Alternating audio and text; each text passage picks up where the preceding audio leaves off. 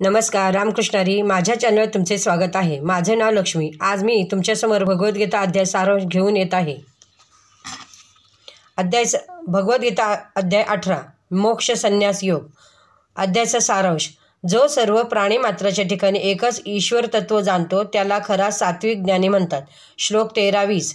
जो प्रत्येक प्राणी मात्रात वेगळे अस्तित्व पाहतो त्याचे ज्ञान राजसिक असते। जे ज्ञान शरीर म्हणजे सर्व काही या कल्पनेला चिटकून राहते ते ज्ञान तामसिक होय। फळाची अपेक्षा न करता व कर्तृत्वान भाव सोडून केलेले कर्म सात्विक असते। श्लोक 23।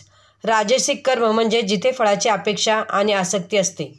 वरीलप्रमाणे कर्माच्या कर्त्याची बुद्धी ही सुद्धा 3 प्रकारची म्हणजे सात्विक कर्ता, राजसिक कर्ता, तामसिक कर्ता असे वर्गीकरण विभाजन केले आहे। श्लोक 26-28। तसेच वरील प्रकारच्या कर्त्याची बुद्धी ही सुद्धा 3 प्रकारची म्हणजे सात्विक, राजसिक, तामसिक अशी असते। श्लोक 30-32। धृती म्हणजे धैर्य हे सुद्धा वरील प्रमाणेच 3 प्रकारचे आहेत। श्लोक 33-35। सुख सुद्धा 3 प्रकारचे असते म्हणजे सात्विक सुख, राजसिक सुख व तामसिक सुख। श्लोक 36-39।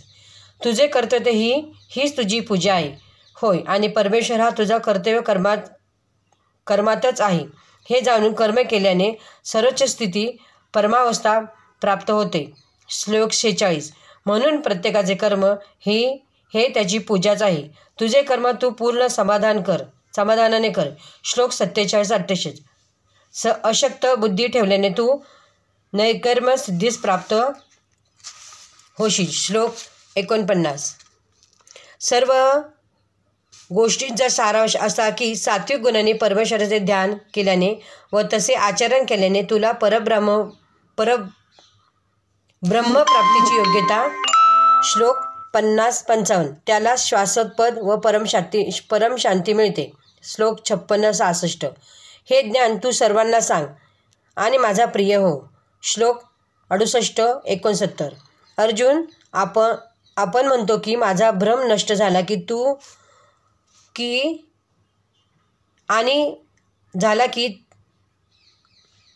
आणि मी तू जे सांगत आहेस त्याप्रमाणे वागणे। श्लोक 73। तेव्हा संजय त्या दैवी आनंदाच्या अनुभवातून म्हणाला की जेथे भगवान कृष्ण योगेश्वर आणि अर्जुन हा धनुर्धारी बलवान व अशक्य गोष्ट शक्य करणारा असेल तेथे विजय, शाश्वत ऐश्वर्य व नीतिधर्माचे अस्तित्व निश्चितच आहे।